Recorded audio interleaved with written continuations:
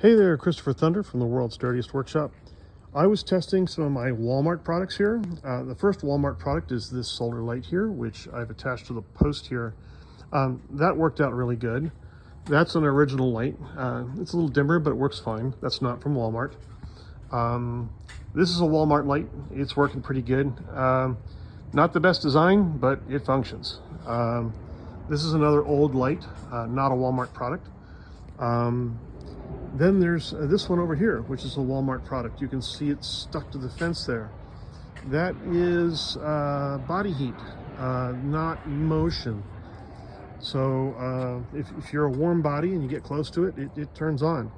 So Walmart products aren't half bad. These days with the LED lights requiring less energy, you can source batteries from anywhere. I hear lithium ions are on their way out. You can get stuff. Thanks for watching.